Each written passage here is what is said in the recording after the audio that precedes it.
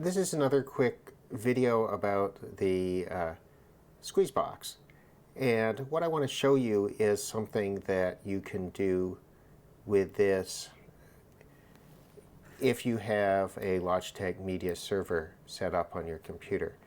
I apologize for the weird lighting here today. Anyway, there it is, playing away. And let's look up to iTunes on the computer. Well, that's where it's coming from. And if we look over here, again, apologies for the lighting.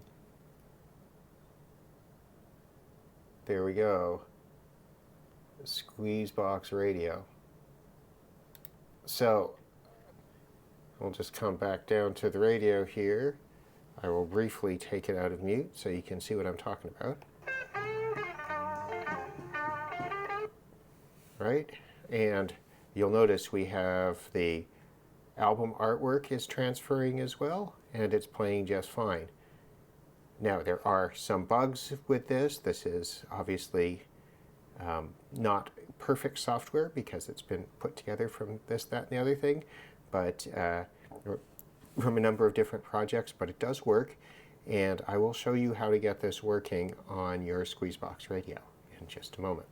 So I'm doing this on a Mac, and there may be some differences between using a Mac and using using a PC, for example. So I haven't had that set up. I should say I have had this set up on a PC before without trouble. I should tell you one other thing. If you go to information here, you'll notice that I'm running Logitech Media Server version 9.0. The version on the Logitech Media Server, the sort of default download version is 8.5, and there's also a nightly build at 8.5.1. I've had trouble getting this to work with 8.5. It worked with 8.5.1, and I've been experimenting with it at 9.0.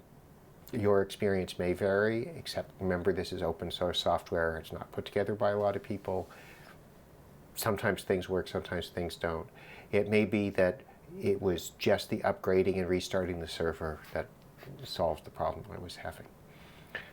Anyway, so when you go in from your settings, so this would be in the system settings on the Mac, or from the little on-screen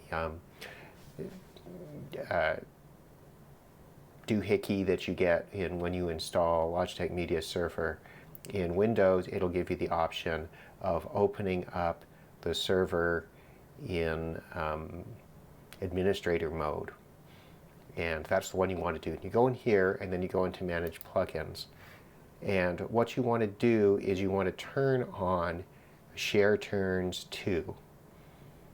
Well, it's a fork of the original Share Tunes, and this is designed to provide integration with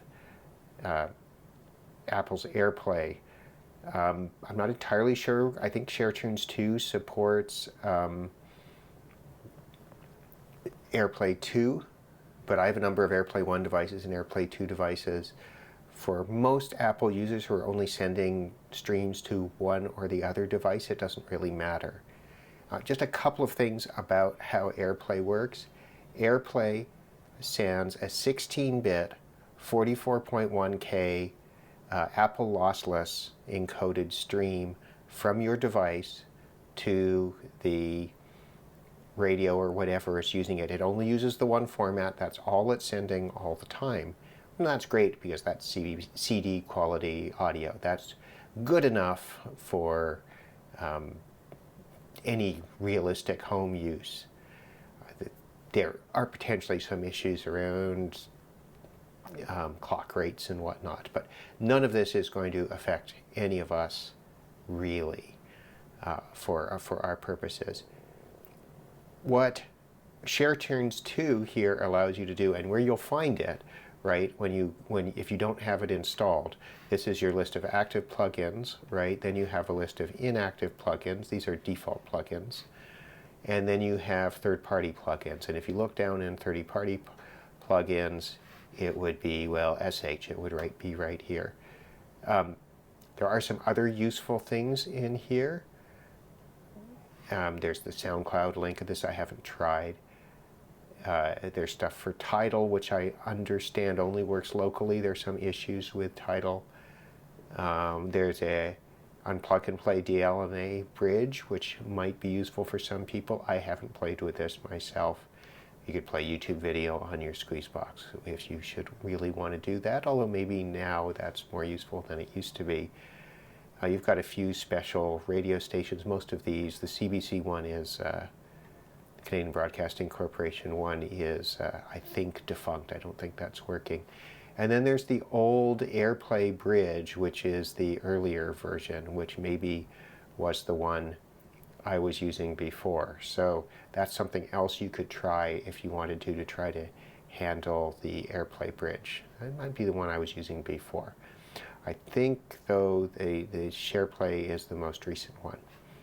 So ShareTunes 2 should allow you to do most everything. And there's a settings menu here, like there is for most of the plugins. And you can then see the settings for all your other stuff there. But most of this you would not need to touch in practical uses. So that's what you want to do. And once you turn that on, then when you, let's see if I can bring back the iTunes window. We'll make that a little smaller so you can see it. There we go. So if you look back at the iTunes window and you look at your devices that are available, you can see, you know, my living room speaker system. You can see the Office Apple TV, which is across the way, and there's a Fire TV. I use my old Apple TV so that I don't have to turn on the Fire TV every time I want to play music over there. And that's what we've got set up. And you can see the Squeezebox radio is sitting here as a device. And as you heard before, it works just fine. So there are a number of useful things that you can play with once you have this set up. The other thing that there is in here, which I talked about a little bit, or I talked about a little bit before, is that there is a Spotify implementation for Squeezebox, which does appear to work. That's this year. You can turn that on, but I can't really test it because in order to do that sort of routing of your Spotify playlist, you need to have a paid Spotify membership. And since I'm using Apple Music, I don't. But that would be worth giving a try out if you wanted to. So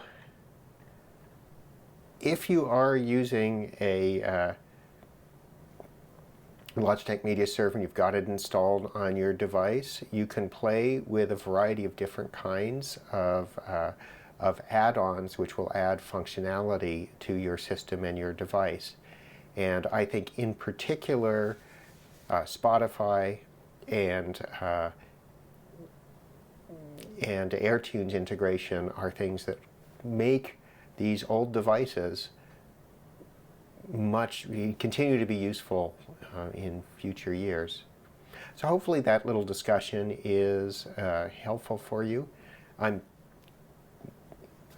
think it's really nice that the fact that we still have these open source projects that keep these devices alive with, you know, the difficulty of having to set up a server for them.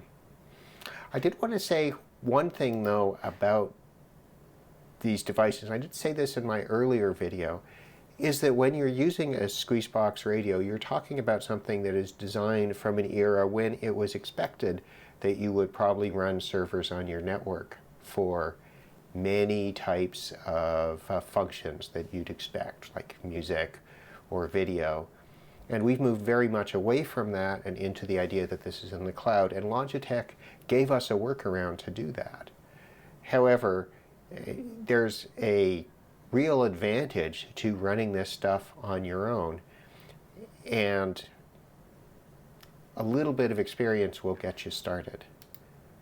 And as you can see, you can have really fairly substantial, I mean, this isn't a huge music library that I have covered here, but you know, there's stuff there, right? And you can have a pretty substantial music library available to your radio. And if you have Airplay running, well then all your Apple stuff, all your, well, whatever service you use stuff is available to stream to your Squeezebox. Anyhow, I hope that was helpful. Thanks for watching.